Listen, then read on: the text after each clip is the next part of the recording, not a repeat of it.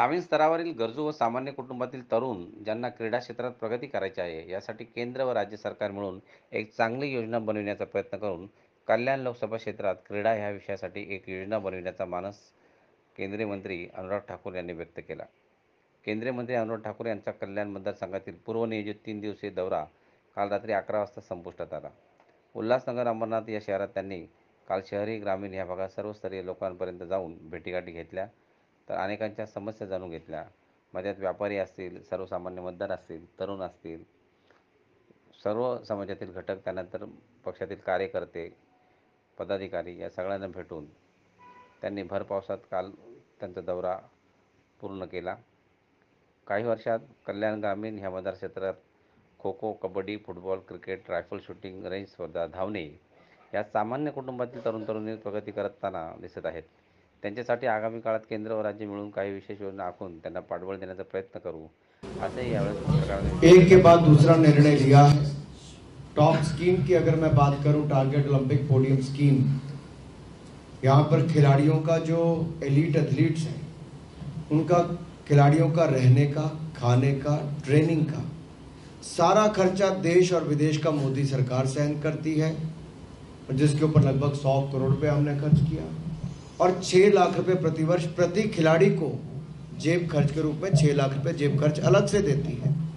इसी तरह से 3000 खिलाड़ी अलग से हैं जिनको स्पोर्ट्स अथॉरिटी ऑफ इंडिया के एक्रेडिटेड अकेडमीज में 3000 खिलाड़ियों को अलग अलग जगह रखा जाता है।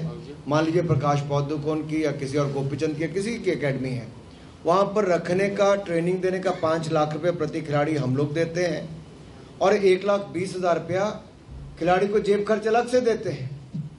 तो उसका रहना, खाना, ट्रेनिंग सारा का खर्चा 3000 खिलाड़ियों का भी अलग से करते हैं। इसके अलावा हमारे नेशनल सेंटर ऑफ एक्सीलेंस में अलग अलग 29 राज्यों में ऐसे सेंटर बना के वहाँ पे प्रशिक्षण दिए जा रहे हैं।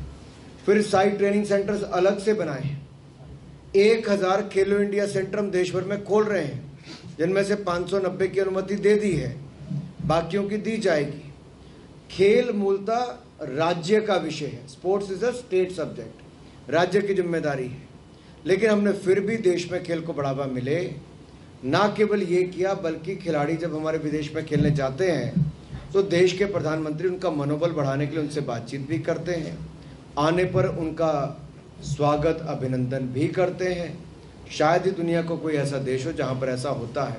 लेकिन जो आपने बात कही, उसके बावजूद कॉरपोरेट्स को, एनजीओज को, राज्य की सरकारों को और इंडिविजुअल्स को, व्यक्तिगत रूप से भी लोग करना चाहें तो आगे आना चाहिए, ताकि हम इकट्ठे मिलकर खेलों की सुविधाओं में और विस्तार कर सकें। और इतने बड़े देश में जितनी ज़्यादा हम सुविधाएं बनाएंगे उतना ही हमें भविष्य के लिए लाभ मिलेगा। इस क्षेत्र के लिए भी खिलाड़ियों के लिए सुविधाएं बने। जब मेरा 1-2 बार यहाँ पर दौरा होकर हम बैठकर रोड मैप बनाएंगे, कहाँ कहाँ क्या सुविधा बनाई जा सकती, तो अपनी ओर से हरसंभव प्रयास करेंगे कि अपने कल्याण लोकसभा क्षेत्र में भी खेलों की सुविधा में सुधार हो। में है जहाँ पर समाचार पत्र हो, मैगजीन्स हो, कई साप्ताहिक हैं और कई डेली न्यूज़पेपर्स हैं। इसके अलावा बहुत सारे टीवी चैनल्स हैं, कोई स्थानीय है, कोई राष्ट्रीय है, कोई अंतर्राष्ट्रीय भी। इसी तरह से ही नया चलन एक फेसबुक पे भी हो, यूट्यूब पर हो, वेब पोर्टल हो, ऐसे भी हजारों देश भर में है और बहुत सारों की तो बहुत लोकप्रियता भी है। कईयों के तो लाखों व्यूज आते हैं। तो एक नया प्लेटफॉर्म ये भी उभर कर आया है। इसके अलावा जो सोशल मीडिया है, डिजिटल मीडिया की हम बात करें तो अलग अलग प्लेटफॉर्म्स उसके भी हैं जहां पर लोग अपने आप भी अपने बातों को डालते हैं। तो जब हम कहते हैं कि स्वतंत्रता किसकी, किस चीज की स्वतंत्रता, अभिव्यक्ति की आजादी की जब हम बात करते हैं तो वहां पर ये सब आता ही है। और मुझे पूर्ण विश्वास है कि जो लोग ये चला रहे हैं वो बड़ी जिम्मेदारी के साथ चला रहे होंगे, सत्य परोस रहे होंगे, सत्य दिखा रहे होंगे और आम जनमानस तक जो खबर छोटे छोटे कस्बे की नहीं पहुंच पाती थी, आज कई बार जब वो वेब पोर्टल पर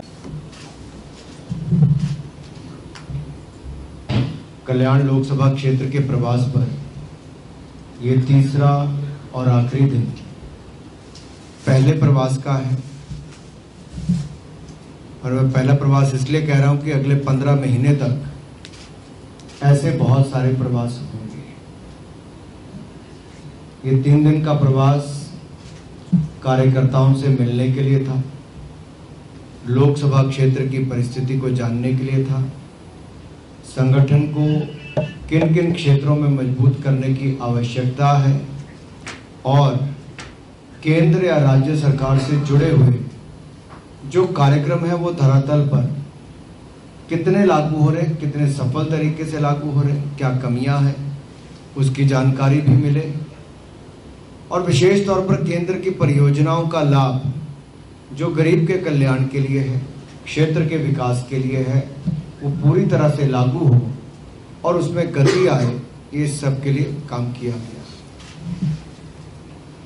ये हमारे लिए खुशी की बात है कि हमारे यहाँ पर आमदार बहुत लोकप्रिय भी हैं, बहुत मेहनती कर्मठ भी हैं और ये सीट हमने 2014-2019 में गठबंधन दल के रूप में जीती।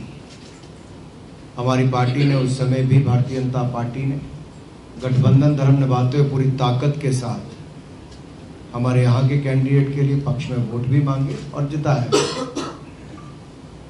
जहां तक कल्याण लोकसभा क्षेत्र की बात है, हालांकि आज बहुत बारिश भी थी और आज का कार्यक्रम तो मैं कहूं कि अगर सारा दिन बारिश में ही निकला तो शायद अतिशयोक्ति नहीं होगी।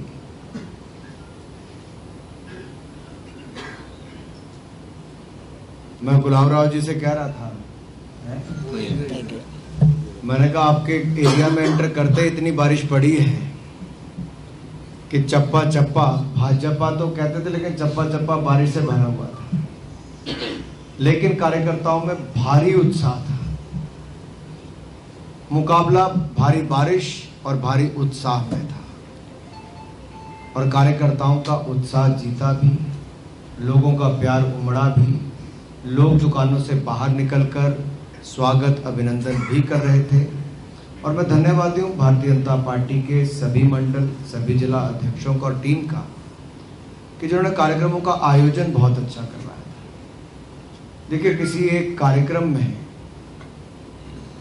जैसे दूसरे दिन हमने इंडस्ट्री वालों से भी मिले तो छोटे व्यापारियों से भी मिले, सेल्फ हेल्प ग्रुप से मिले तो एनजीओ से भी मिले, सीए से मिले तो इनकम टैक्स वालों से भी मिले, इनकम टैक्स प्रैक्टिशनर से मिले, खिलाड़ियों से लेकर महिलाओं के ग्रुप्स तक सबसे एक छत के नीचे मिले। आज भी एक कार्यक्रम है, शेड्यूल्ड ट्राइब, शेड्यूल्ड कास्ट से लेकर ऐसे लोग जो समाज में बहुत पिछड़े गए हैं, जिनकी अनदेखी वर्षों वर्षों तक हुई, उन सबसे मुलाकात करने का अवसर भी मिला और उनकी समस्याएं बहुत अलग है जी। मेरी आपकी समस्या बिल्कुल अलग हो सकती है, उनकी बिल्कुल ही अलग है। जिसके पास जमीन भी ना हो, हम तो पक्का मकान बनाने की बात करते हैं, उनको जमीन की ऑप्शन भी ना हो, बच्चे पढ़ते भी ना हो, घुमंतु जाति, तो घुमंतु के काम पे तो कभी एक ठिकाना तो कभी दूसरा ठिकाना, तो उनका जीवन आजादी के 75 वर्ष के बाद भी कहां पर है, तो उनकी समस्या अलग है। तो ऐसे बहुत कुछ अनुभव नीचे से देखने को मिला। लेकिन एक बात जो कल हुई, कल जब हम सब लोग शाम को एक बैठक में अधिकारियों के साथ बैठे तो 4 घंटे भी बैठक चलने के बाद पता नहीं चला कि बैठक 4 घंटे हो गई, क्योंकि स्मार्ट सिटी की कल्पना माननीय प्रधानमंत्री मोदी जी की, और हम सब लोग चाहते हैं कि बहुत सुंदर यहां पर काम हो, लेकिन पिछले 2-3 वर्षों में मानो ठप ही पड़ गया था काम, कोई पूछता ही नहीं था। इतनी अनदेखी भी कभी हो सकती है कि पैसा आया हो और खर्च ना हुआ हो, वर्षों तक प्रोजेक्ट आपके लंबित पड़े हों। तो हमने कहा है कि क्यों ना अब हम सब संकल्प लेके, जो अधिकारी कर्मचारी सब संकल्प लें, साथ में हम लोग चुने हुए प्रतिनिधि भी, कि एक टीम के रूप में इस क्षेत्र के विकास के लिए काम करना चाहिए। मूलतः जिम्मेदारी तो अधिकारी कर्मचारियों के ऊपर आएगी जिनको रोजमर्रा पे वहां पे काम करना है, लेकिन वो जवाबदेही तय नहीं हो पाती थी, सिस्टम की अकाउंटेबिलिटी नहीं थी। वो पारदर्शिता और जवाबदेही जब सिस्टम में आ जाएगी तो लक्ष्य की प्राप्ति भी हो जाएगी। और उस लक्ष्य को प्राप्त करने के लिए कि हमारे कल्याण लोकसभा क्षेत्र का विकास हो, चहुमुखी विकास हो, लेकिन उसके साथ साथ हमारे जो संगठन है उसका भी विस्तार हो। और संगठन के विस्तार से मूलतः इस मीटिंग को रखा गया था और उसके लिए पन्ना प्रमुख की बैठक हो, ग्राम केंद्र की बैठक हो, मंडल की बैठक हो या कोर ग्रुप की बैठक हो, इन सारी बैठकों से लेके मोर्चे प्रकोष्ठों से लेके नव मतदाता तक की बैठकें करने का भी हमने काम किया।